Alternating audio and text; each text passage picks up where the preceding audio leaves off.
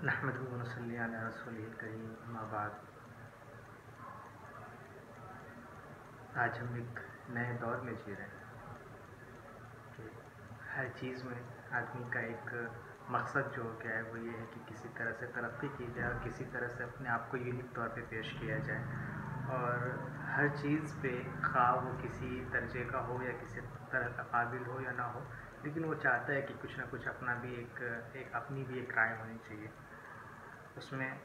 جو کچھ لوگوں کی رائے ہوتی ہے وہ زیادہ اچھی ہوتی ہے، کچھ لوگوں کی جیسے بھی ہوتی ہے، لیکن بہرحال ہر شخص جو ہے وہ یہ سمجھنے لگا ہے کہ کسی نہ کسی طرح سے اپنی رائے کو پیش کرنا ہے اگلے بندے کے سامنے اور اپنی چیزوں کو رکھنا ہے، اور اس کو رکھنے کے لیے یا ان چیزوں کو کرنے کے لیے بہت آسان ہو گیا ہے کہ آپ کو کسی طرح کا کوئی مسئلہ بھی نہیں ہوتا ہے، آپ کی رائے کسی بھی درجے کی نہ ہو، ایک ذرے کے قابل بھی نہ ہو، لیکن رکھنے میں اس کو کوئی پریشانی نہیں ہے۔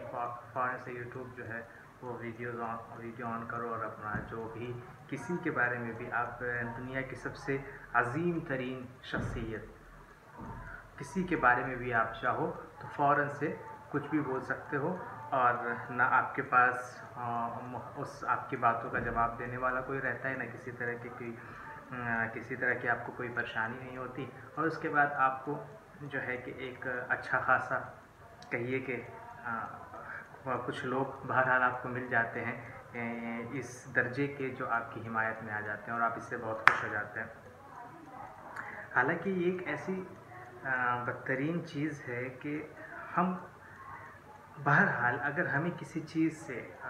کوئی ہماری تحقیق ہے، ہمارا کوئی خلاصہ ہے، ہمارے کسی سلسلے میں کچھ الگ ماننا ہے، ہمارے نظریات ہیں، تو اس میں بھی اس بات کا خیال رکھنا چاہیے کہ اگلے بندے اس سلسلے میں کیا سوچیں گے۔ ہمارے جو نظریات ہیں کہیں وہ عوام میں، امت میں نفرت کی وجہ نہ بن جائے، ہماری جو تحقیقات ہیں، ہماری جو چیزیں ہیں وہ کہیں عوام میں کیا بولتے ہیں نفرت کا باعث نہ بن جائے۔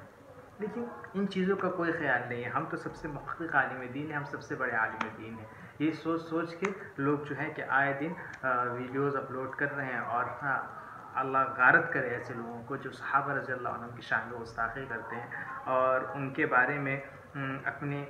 زبان جو ہے اپنے آپ کو اللہ رب العزت کے سامنے بھی جو ہے کہ رسوا کریں گے، روز محشر بھی اپنے آپ کو رسوا کریں گے، اور نبی علیہ الصلوۃ والسلام کی سفارشات سے بھی محروم رہیں گے، اور اللہ یہ جانیں کہ ان کے ساتھ کیا معاملات ہوں گے۔ اگر آپ کو کسی چیز سے کوئی واقفیت ہے، آپ کو کوئی تحقیق ہے، یا آپ کا اپنا معاملہ ہے کہ آپ کو کس طرح کی تحقیق ہے، تو اس کو آپ جا کے علمی حلقوں میں اس پہ بات کریں۔ آپ اس طرح سے ویڈیوز بنا کے اور کچھ بھی کہیں ڈال دیں یا کسی کے مخالفین کا کسی کے بارے میں وہ الٹی سیدھی بات کر دیں، یا کہیں سے بھی بہرحال جب آپ ایک بڑے درجے پہ ہیں، یا بڑے درجے پہ تو کیا جو صحابہ کی شان میں گستاخی کرے اس کا کیا بڑا درجہ، لیکن بہرحال اس کے باوجود اگر آپ کو 10 لوگ سننے والے ہیں تو آپ کو ایسی بات کرنی چاہیے جو بہرحال عوام میں نفرت کی وجہ نہ بنے۔ آپ یوٹیوب کی ویڈیوز جو ہے اپلوڈ کرتے ہیں اور کچھ بھی اٹھا کے ڈال دیا، صحابہ ایک اچھا خاصا ایک تعداد، امت کی ایک بڑی تعداد جو ہے اس سے ان کے دل جو ہے وہ مجروح ہوتے ہیں، ان کے دل زخمی ہوتے ہیں، اور اس بات کا کوئی احساس نہیں ہے، صرف یہ کہ ہم جو ہے کہ شہرت کے